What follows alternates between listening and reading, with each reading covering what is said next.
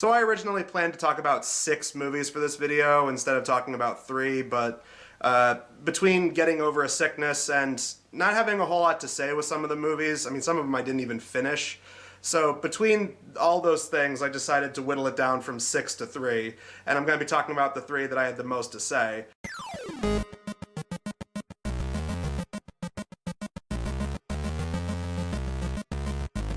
As always, we're going to start with the movie that was released first, and so we're going to be talking about Never Been Kissed. Catch a falling star and put it in your pocket. Now, I admit, the only reason I watched this movie was because they mentioned it on Red Letter Media, and apparently Mike Stacklasa and Rich Evans were, at one point, extras in a scene in this movie. I was just in a crowd with a complete, literally, they put me together with like a complete stranger and we're holding like a balloon. Yeah. So yeah, I clearly watched this movie for all the wrong reasons, because ultimately the movie I just found incredibly cliche. I mean, even for a teen romance movie, it just wasn't my thing. I feel like maybe if you grew up with this movie and you're nostalgic for it, maybe you'd enjoy it more. But as I've said before many a times, romantic comedies are just not for me, and this is no exception. I could see why a movie like this would have an audience, but it did absolutely nothing for me. The main plot of the movie has Drew Barrymore playing a young woman who works for an investigative column, and so she is hired by her boss, played by John C. Reilly. You don't want a reporter's life, trust me. They're very messy, and you're all about order and control and getting me my copy by 5. Who's one of the many character actors here. Like, also working in her office is Octavia Spencer. I just haven't felt that thing. That thing? Is that what you kids are calling it these days? And just one of my absolute favorites, Molly Shannon. Guess who I did it with last night? Roger from Op-Ed? Oh, who told you? You did. But she's hired to do an investigative piece on the youth of today. So she has to go undercover, pretending to be a teenager, infiltrate a high school, and write about the youth of the late 90s, I guess. In my classroom, tardiness is unacceptable. Olay! 10 minutes in that hat, you'll never be late again. She is pretending to be a teenager and going to high school, and she partakes in a bunch of high school things. But I guess the big twist of the movie is that she's supposed to be a former geek. When she was in high school, she was a total loser, and she was all mushmouth around the cute, popular guy that she had a crush on. So, I decided to take some notes for you.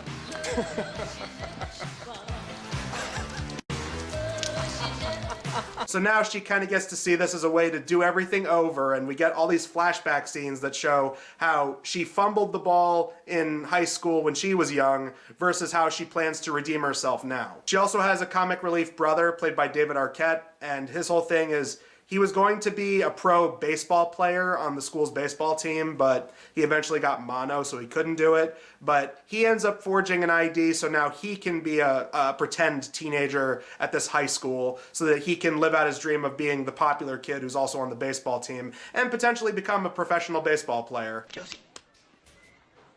Are you crazy? What are you doing here? I just registered. Check it out. Manufactured at the Tiki Post. And so in between scenes of her joining this math club where they have like a bake sale and they do typical teen movie montages. And also dealing with the mean girl, catty, popular school bitches, led by a young Jessica Alba. I thought that was surprising. That is so sad. I know, like 5 chickens had to die just so she could look that stupid. But the main crux of the movie is her developing feelings for Mr. Popular at the school, who doesn't really give 2 craps about her, but I guess she's just so enthralled, and also because it's part of her investigative journalism column, she has to just be head over heels for this guy who, like I said, just does not give 2 shits. Alpha, the dog park is that way. Go. Last I checked, this was a free country. But while that's going on, she also ends up developing feelings for a teacher who, in turn, starts developing feelings for her, even though he pulls back just enough because he knows that it's completely fucking wrong for a teacher to be falling in love with a student. I don't think we've met.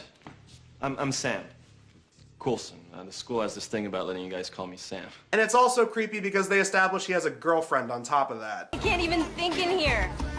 No offense. I know you love this. I'm just hoping you're gonna get it all out of your system before you move to New York.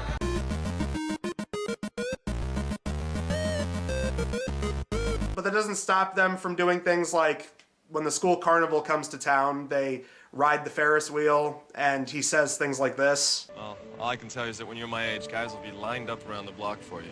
Thankfully, the movie doesn't go in the route of That's My Boy.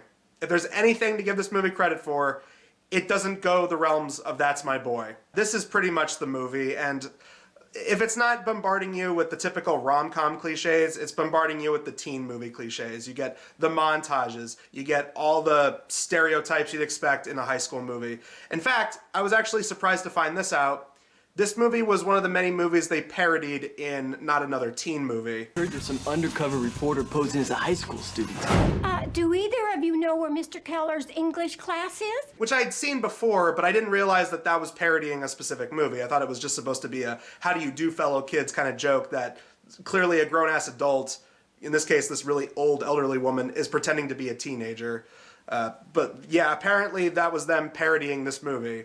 And the joke was they were saying Drew Barrymore looked like an old lady compared to all these teen kids. I've never even been kissed. Close your eyes and wet your lips. Are you for real? Oh, that is whack. The movie ends exactly how you'd expect. It all comes together at this big prom, and she's about to get named the prom queen, and this pisses off mean girl Jessica Alba. But finally, she ends up coming forward and revealing that her and her brother aren't really teenagers. And then what happens is she writes in the column about her experience, and in the column she writes this thing about how the teacher can find her at this big baseball game at a certain time. I will stand on the pitcher's mound for the 5 minutes prior to the first pitch. I ask him to come kiss me for my first real kiss. And then there's that ticking clock element of, oh, is the teacher going to move to New York with his girlfriend like he said he was going to earlier? Or is he going to end up with her? And then, the clock goes a minute over the time that she said she would be there. So, it didn't seem like he showed up. But then he shows up! Sorry I'm late. Took me forever to get here. I know what you mean. So then they end up together, and the brother ends up getting signed to a professional baseball team, and other characters they showed throughout the movie kiss and hug, and characters I didn't even think were part of the movie or I completely forgot about. I was like, wait, those people are kissing? Were they in this movie and I just forgot about them? Was I not paying the best of attention?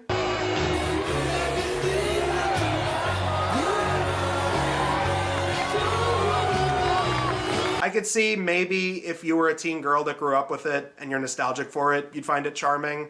And then you rewatch it and think, wow, it's a little fucking creepy for a teacher who has a girlfriend to be flirting with someone he thinks is 17. I could definitely imagine this is one of those movies where it takes to Twitter after people rediscover it and they're like, did we let this happen as a society? Did we just let this happen? This is totally not okay. This is a yikes moment, guys. And to be fair, I watched the movie for all the wrong reasons. I watched it because they referenced it in a Red Letter Media video, and even though they say in the video you can't see Mike or Rich as extras because the shot they're in is so zoomed out and far away you can't even see them. But it still piqued my curiosity enough to actually want to watch it, and now that I have seen it, I completely regret that decision. And yet, this movie was still better than what we're talking about next, which is This Means War. From the very minor research I did on this movie, this was one of those movies that was apparently sitting on a shelf for many years, was rewritten to hell and back. Apparently they went through a bunch of different leads until eventually they landed on the cast they got. And by 2012, they just decided, fuck it, let's just dump this out there and hope to God nobody sees it because this movie sucks. The movie is directed by Mick G, the same guy who pretty much just directed a bunch of music videos. And then he went on to direct the Charlie's Angels movies and Terminator Salvation, apparently.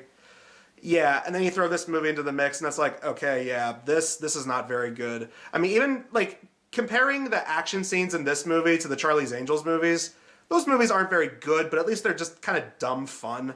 This movie is not dumb fun. This movie is just really dumb. This movie falls into the same category as movies that I've talked about before, like The Bounty Hunter and Killers, and that it's supposed to be an action rom-com. It was that big trend in the early 2010s where they were trying to get both the male and female demographic. You can win women over with the romance and the comedy, and you win men over with the action. And just like The Bounty Hunter and Killers, no, this movie did not exceed it either. The plot of the movie has two secret agent guys, like the best of friends. These guys are like ride or die. They're brothers from another mother, essentially. You're not going to make me any great-grandbabies this way. It is a family gathering, and I don't think you want us making any great-grandbabies today. And the two guys are played by Chris Pine and Tom Hardy. And they have good chemistry together. It makes me wish that this was more like a other guys kind of comedy where you got two secret agent guys going out and just having fun. But no, there's not much of that. I mean, you even get a hint of that in the opening sequence, and while they do play up the wannabe James Bond, you know, oh, just a couple boys out on the town, even when they're just secret agents, oh, they're just still just a couple of boys, am I right? Heinrich is not gonna be happy. I'm more concerned about the boss. Definitely. Hey, you think those girls are still here? Tom Hardy's character's name is Tuck, and for no reason, Chris Pine's character is named FDR. Like, they don't even explain why. It's just like, yeah, his nickname is FDR. Okay, that's like if I wrote a movie where you have two guys and one of the guys is just miraculously called JFK. But it's not about JFK, he just happens to be named JFK. You don't need to know why, he's just called JFK, that's just his name. This is probably the most subtly homoerotic movie I've seen since Old Dogs. Like, these guys are painted as such good friends at the beginning, they practically do everything together. Like, to the point where it feels like they're actually hiding feelings for each other. I know you'd do anything for me, I'd do anything for you. I know that you would take a bullet for me, I would for you as well, and you know that. Can you imagine what that would be like to share with a woman? That's some Finn and Poe shit right there, man. Like, that would have made the movie so much more interesting because they were playing up the whole machismo thing because they were really fighting their feelings for each other. The movie begins in Hong Kong and they get into a big fight sequence because there's this underground party that's going on for the bad guys. They end up killing the bad guy's brother, and the main bad guy in the movie basically knock off Hans Gruber. That's pretty much what the character is. Played by Til Schweiger, who's just very generic as a bad guy. I mean, he's about as interesting a bad guy as the fucking dude from Big Mama's House 3. It's just generic Eastern European villain guy. I don't want the car. I want your boyfriends. His main motivation is they killed his brother, so he wants revenge, and they also were plotting to take this MacGuffin thing that the good guys are trying to hunt them down and get from them so that they can return it. But that's essentially the side plot of this thing. The main crux of this movie is these two guys end up fighting over the same woman who doesn't know that she's going out with the same two guys, but she's completely content with dating two guys at once, not thinking that maybe that's leading them on. I believe this is my biggest problem. Last month I was dating my boggle set, and this month I'm dating two gorgeous guys. Yeah, this is one of those battle of the sexes comedies where it really doesn't do anyone a whole lot of favors. I mean, these two guys are putting their friendship on the line over a girl that they met through a dating app, and she seems perfectly content with leading these two guys on and pretending that she's not dating one or the other behind the other guy's back. And she's also best friends with the stereotypical, annoying, comedy relief, slutty best friend that you get in movies like this. This time played by Chelsea Handler, doing a bunch of terrible ad-libbing. No, you're gonna have dirty sex and it's gonna stink. Not like sex, I mean like man stink, the good stuff. I feel like if this came out in the 90s, that character would have been played by Sarah Silverman. And if this movie came out later in the 2010s, it probably would have been Amy Schumer doing that role. But Reese Witherspoon's whole character in this movie is she's a product tester, which the few scenes they show her doing that, I'm like, shit, that looks like the best job ever. You just go and test a couple of pots and pans and shit and call it a day and then write about it for like an article online. That's awesome. What the hell? So the cortex has minimal damage. There's just some calcining around the edges. However, the tempolite has significant damage and there's rusting around 300 degrees. But her whole thing is she can't find the right guy because her ex is now currently engaged to a beautiful fiance and she's jealous, so every time she conveniently runs into them in public, she lies about how she has just the best boyfriend. I'm gonna go because I'm gonna go meet my guy Ken. Huh. He's a surgeon. Congratulations on your ring and your Oh, thanks. wife and your bikes and... Yeah. So her best friend creates a dating profile for her, and that's how she ends up getting hooked up with Tom Hardy, who they also established is recently divorced, but trying to be a good father for his son despite that. What are you doing here in the middle of the day? Well, I had a bit of time off and I thought that I'd come hang with my homie. All the while, Chris Pine tries to be the supportive best friend and waits for him while the date is going on, but lo and behold, he accidentally comes across Reese Witherspoon and they have a playful back and forth, and even though she doesn't seem all that into him, he doesn't take no for an answer, he just keeps pursuing her, and then there's that awkward moment where they end up finding out, wait, you're dating the same girl? That's the girl from the video store. That's right around the corner from the bar. Oh, wow. Even though they create a laundry list of rules they have to follow so that it doesn't ruin their friendship or their professional work, you know that halfway through the movie it's going to happen. To learn more about what this girl likes, they sneak into her house while she's there and bug it with a bunch of hidden cameras and wiretaps so they can eavesdrop on her and they can play up what parts of themselves she likes when they eavesdrop on her talking with her best friend. And let me hear the party say, I'm kind of buzzed and it's all because this is how we do it. Angela Bassett is in this movie as their boss. Poor Angela Bassett. Granted, she disappears like halfway through the movie. Thanks to you two geniuses, Heinrich will be seeking revenge for his brother's death. You guys are grounded. So then you get scenes where it's like, oh, she says she likes animals and she wants a guy who can save a life. So her and Chris Pine go to a pet clinic to try and adopt a dog, and Chris Pine is bad with animals. I love these dogs. There's a scene where Tom Hardy hears her talking about how he's too much of a nice guy and she wishes he was a little bit tougher. So then he takes her to a paintball game and he just annihilates everybody, including children.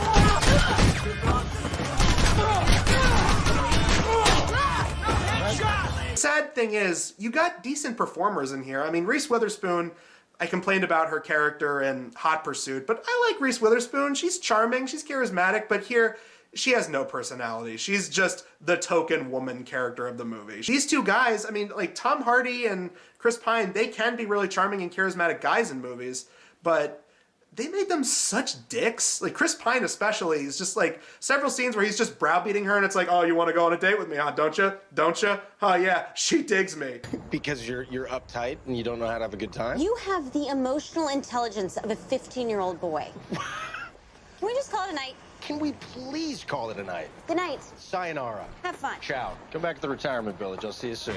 And Tom Hardy, I mean, I don't blame him for saying, fuck this shit, I'm never doing romantic comedies ever again. Because, shit, this came out the same year as Dark Knight Rises, man. That's just scary to think about. Ultimately, you know where the movie's gonna go at the end of the day. Even if you don't know which guy she's gonna go with, you know that she's gonna end up with somebody, and that even when there's the liar revealed scene where they're yelling at each other at a restaurant, and then, oh, Reese Witherspoon walks in and notices them arguing, and they know each other. You two know each other? Lauren. You two know each other? Yeah. What was this? Some sort of bet? Some sort of game? Then she ends up getting kidnapped by Til Schweiger. They save her from an explosive on an unfinished inner pass, and she ends up going with Chris Pine. You okay? But it's okay because Tom Hardy's character goes back and tries to make up with his wife, so it's implied that him and his wife are going to get back together. You hungry? Yes, I am. We want to get some dinner? As a family? Yes, I will. So everybody wins, but otherwise, take everything I said I hated about The Bounty Hunter and Killers and apply it to this movie. It's another one of those. I mean, wasted potential. You got decent actors in there. The comedy is stupid. The action's not all that impressive. You can definitely tell they pulled this from a rated R to a PG-13 because there's a scene where there's a shootout at a strip club and all the strippers are just completely clothed. Yes, 20th Century Fox. If this piece of shit was PG-13 instead of rated R, that would have made people like it so much more. And also, it's just creepy. The whole premise of these two guys are using government-funded technology that's paid for by taxpayer dollars to bug and wiretap this woman's house while she's still in it, and they're just so good at what they do they can sneak around her and she doesn't notice, and they're just using this technology so that they can learn how to impress her on dates. Stupid. And lastly, we end this video with Mike and Dave Need Wedding Dates, a movie from 2016 that's apparently based on a real story, kind of. So please come join me. One thing, good vibes only. As far as I can tell, it was two relatively well-off brothers who decided to put out a Craigslist ad so that they could get dates for their sister's wedding. And that's about it. The rest of the movie is just pure fiction. So the movie follows the titular Mike and Dave, played by Adam Devine from that Comedy Central show Workaholics, and Zac Efron.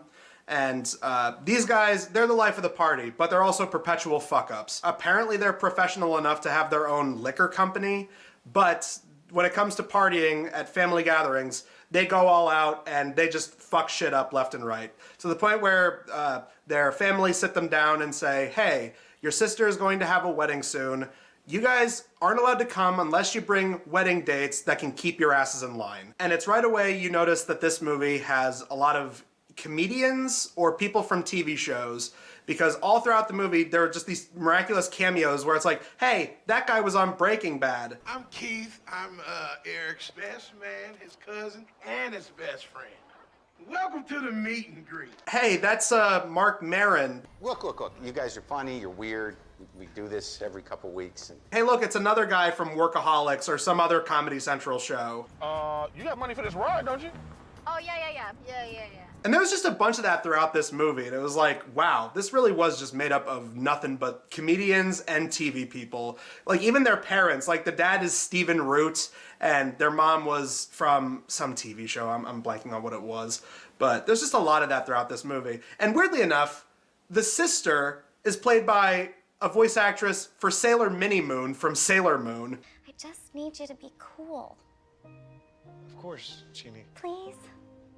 For me. Made scenes like this where she's on ecstasy and talking street slang. This little gangster would kill for a motherfucking ginger ale. Or having an orgasm from a very pleasurable massage she gets at the hotel spa. Incredibly fucking awkward. They decide to make a Craigslist ad asking for wedding dates, and they have a scene just ripped wholesale from Coming to America where they're interviewing a bunch of different women. Check, please. This isn't lipstick, this is a tattoo, you dumb fuck. The ad ends up getting noticed by these two trashy inner city chicks played by Aubrey Plaza and Anna Kendrick. And, well, you know, they're trashy, they smoke weed, they drink a lot, they're foul-mouthed, they say the wrong things. They end up getting fired from their waitress job at some Thai or sushi place or something. And that's another cameo, another guy, Jake Johnson, like, he's like their boss in this one scene. And she is drunk off her fucking ass, dancing on the tables. They end up catching wind of this Craigslist thing because they're on Wendy Williams and they're talking about it. So they decide to class themselves up and present themselves as presentable ladies. And they end up coming across them and they work their way into their minds. So that way they are invited to going to this awesome Hawaii resort for this wedding. Like the rest of the world, I love Aubrey Plaza. I love her deadpan, Bill Murray, sarcastic, don't give a shit kind of personality in a lot of her comedy. And while she does act more like a typical Aubrey Plaza character as the movie goes on, the first half of the movie, it felt like they really misused her. In the beginning of the movie, they have her doing a lot of this like street slang wigger girl speak, and she's like the slutty one of the two. This shit is perfect, okay? Because ever since Luke left, you haven't been the same. You need to get over that.